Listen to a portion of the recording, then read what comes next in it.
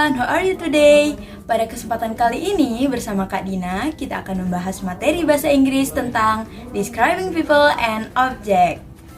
Penting sekali bagi kalian untuk mempelajari materi ini, karena pastinya kalian akan mengetahui bagaimana cara mendeskripsikan seseorang atau suatu benda dalam bahasa Inggris. Juga materi ini pastinya akan muncul di ujian sekolah nanti. Nah, sebelum kita mendeskripsikan seseorang atau benda tersebut, kita harus terlebih dahulu mengenal sifatnya, seperti apakah orang itu gemuk, cantik, ganteng, dan lain sebagainya. Maksud dari menggambarkan orang dan objek di sini adalah untuk memahami tentang karakteristik dari orang dan objek lain atau benda. Tentu saja diperlukan kosakata yang cukup untuk mengungkapkan kalimat dan terutama harus banyak menguasai kata sifat atau adjektif.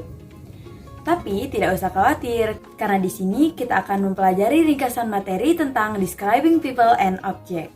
Nah, kosakata-kosakata yang sering digunakan dalam describing people and object atau kata sifat yaitu fat yang berarti gemuk, thin kurus, bald botak, beautiful cantik, handsome ganteng, short pendek, tall tinggi, big besar, dan small kecil. Nah, baiklah. Di sini kita akan mempelajari tentang bagaimana cara membuat kalimat sederhana dari kata sifat yang sering digunakan dalam describing people and object. The first example is Mr. Iskandar is fat. Bapak Iskandar gemuk. Mr. Iskandar is handsome. Bapak Iskandar ganteng. The second example is Miss Julia is smart. Miss Julia is beautiful. Nah, dalam pengembangan kalimat tersebut bisa menggunakan kata sambung and dan but.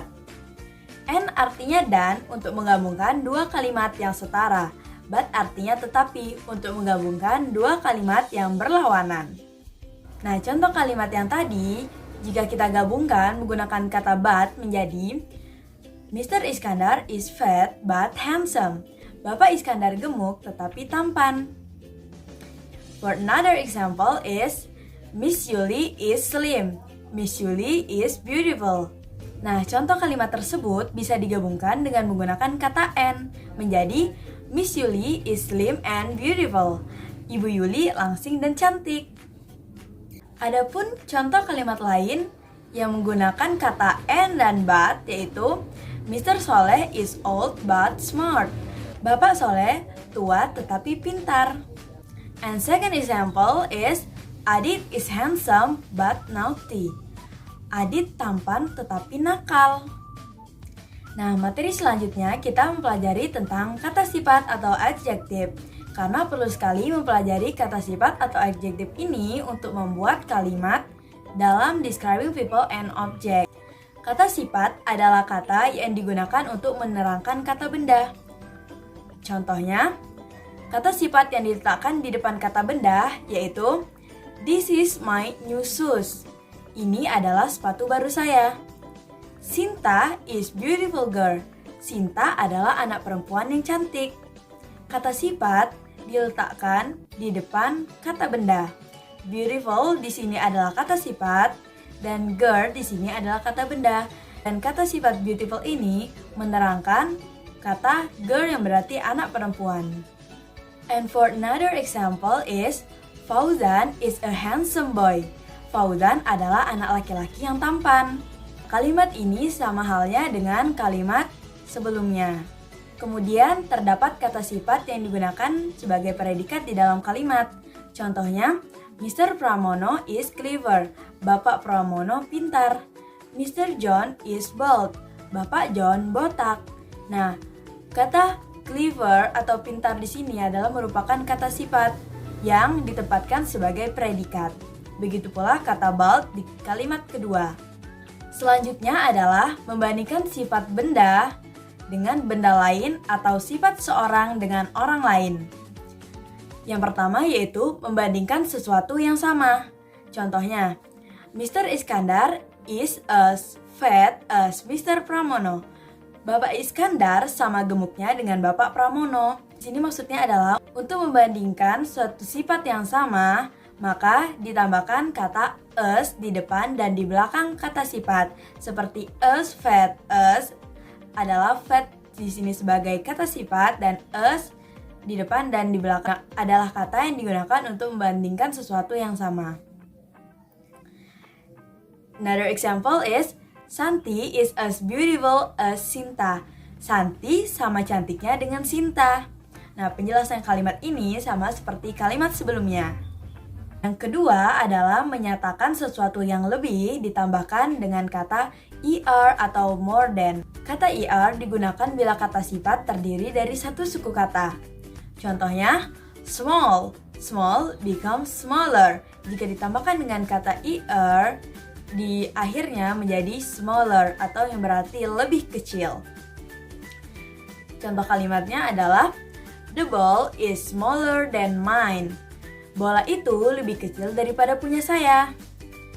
For another example is big. Big jika ditambah dengan kata er di belakangnya menjadi bigger. Bigger yang artinya lebih besar. Contoh kalimatnya, my house is bigger than Zahra's house. Rumah saya lebih besar daripada rumah Zahra.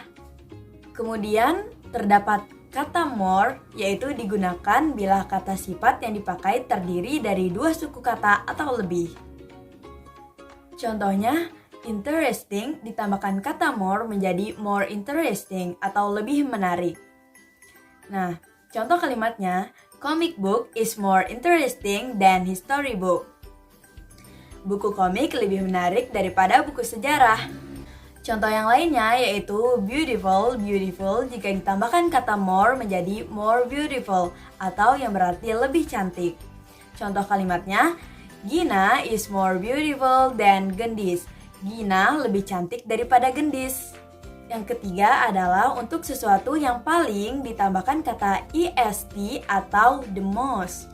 Nah, tambahan kata est digunakan bila kata sifat yang dipakai terdiri dari satu suku kata. Contohnya, big jika ditambah kata est di belakangnya menjadi biggest atau yang berarti paling besar.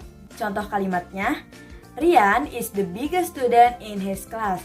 Artinya, Rian adalah murid yang paling besar di kelasnya.